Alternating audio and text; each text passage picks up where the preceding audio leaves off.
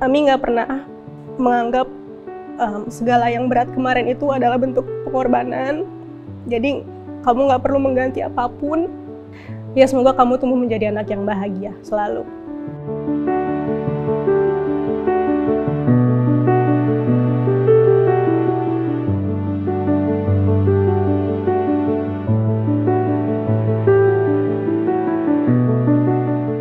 Halo, namaku Nurin. Aku adalah seorang ibu satu anak yang pernah terkena mastitis sampai harus masuk ke ruang operasi.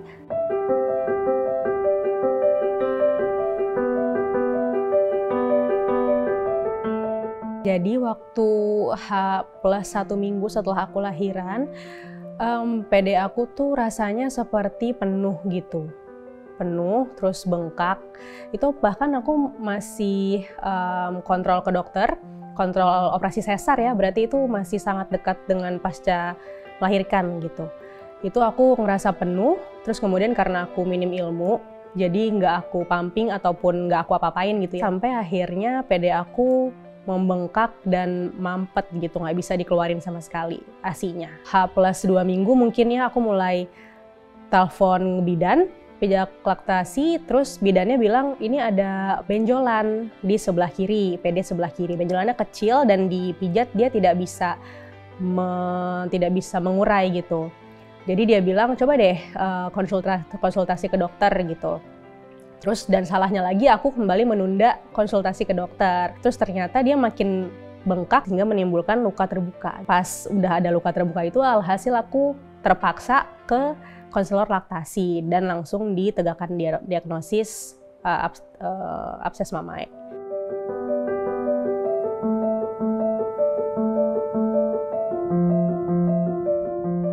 Kira-kira 2 minggu. Ngilunya itu aku sampai bersahabat sama paracetamol sama ibuprofen, udah bener-bener aku minum itu terus juga ada lecithin untuk mengurai ASI, cuma memang nggak berpengaruh karena memang sudah harus ada tindakan bedah gitu.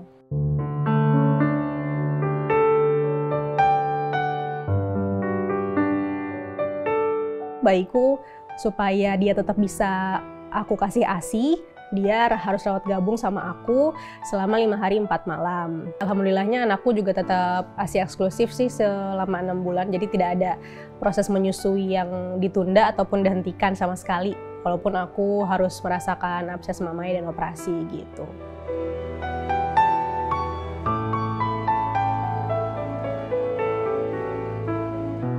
Itu rasa sakit terparah dalam hidup aku ya. Jadi H+2 setelah aku operasi itu aku dijadwalkan untuk ganti tampon atau kasa dalam gitu. Jadi luka yang diciptakan sama dokter bedah itu tidak dijahit. Jadi hanya disumpel oleh kasa ataupun tampon gitu. Yang harus diganti 2 hari sekali sama perawat bedah. Nah, ketika diganti itu kan berarti luka aku tuh seperti sumur atau danau gitu ya yang ada di atas payudara gitu. Kebolongan ini itu disumpel oleh kasa yang panjangnya kurang lebih 1,5 meter, itu sebanyak 4 kasa. Jadi kalau misalnya di total bisa sekitar 5 meter kasa gitu. Nah, itu akan ditarik satu persatu oleh perawat bedahnya, terus dimasukin lagi dengan kasa yang baru gitu. Nah, prosesnya itu sangat amat sakit sekali gitu.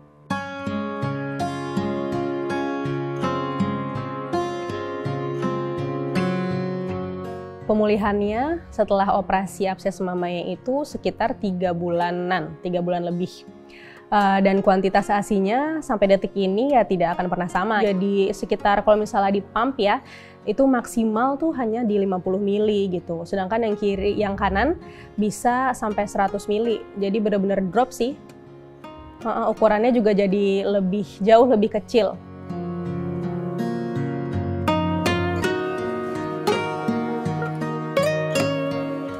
Alhamdulillah anakku tumbuh kembangnya semuanya aman sampai saat ini. Dia sehat dan dia juga tidak pernah minum apapun selain daripada ASI-ku gitu ya. Jadi alhamdulillah sesuai dengan harapanku juga selama ini. Dia ASI eksklusif 6 bulan, kemudian dilanjutkan sampai nanti dia umur 2 tahun gitu.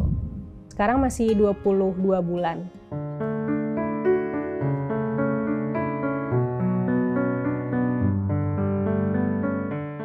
Ya itu sangat amat traumatik sekali. Itu adalah salah satu perjalanan hidup yang amat sangat membuat aku down, karena aku udah benar-benar berkali-kali nyerah dalam hal ini tuh nyerah benar-benar udahan aja semuanya gitu. Benar-benar bukan menyusuinya, bukan apanya, semuanya aja. Aku bahkan pernah googling gitu, apa yang akan terjadi kalau misalnya kita manusia nih nggak bisa lagi menahan rasa sakit gitu. Aku kira langsung benar-benar gone gitu kan, langsung benar-benar nggak ada. Ternyata pingsan gitu. Berarti aku berkesimpulan, oh berarti kalau aku belum pingsan berarti aku masih mampu ya. Gitu. Tiap hari aku benar-benar nangis ke suami aku dan bertanya kapan ini akan berakhir gitu. Ya pastinya suami juga membawa ketenangan untuk aku gitu ya. Dan aku tahu itu lukanya masih besar dan masih lama nutupnya, tapi dia selalu bilang lukanya sudah sebentar lagi akan nutup gitu, ayo semangat, ini akan segera berlalu.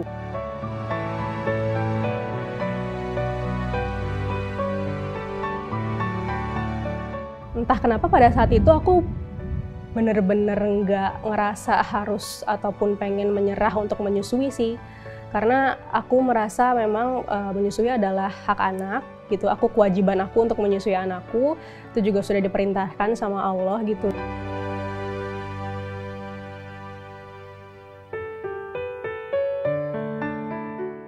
Jadi pesanku untuk ibu menyusui yang sedang berjuang menyusui anaknya, jangan mudah menyerah karena kita ini lagi ada di dalam koridor yang benar. Kita sedang menunaikan kewajiban kita sebagai ibu, yaitu memberikan yang terbaik untuk anak kita. Salah satunya adalah dengan memberikan nutrisi yang terbaik yang bisa diambil dari ASI.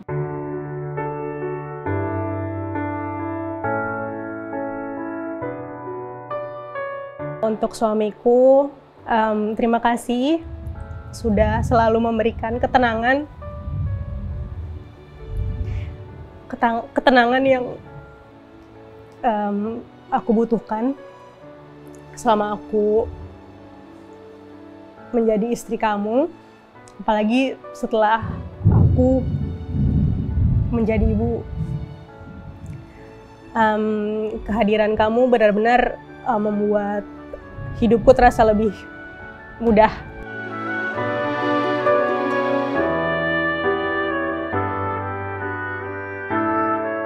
Untuk anakku Malik, semoga kamu tumbuh menjadi anak yang soleh, yang pintar, baik hatinya seperti doa kita selama ini. Ami nggak pernah menganggap segala yang berat kemarin itu adalah bentuk pengorbanan. Jadi kamu nggak perlu mengganti apapun. Ya semoga kamu tumbuh menjadi anak yang bahagia selalu. Amin.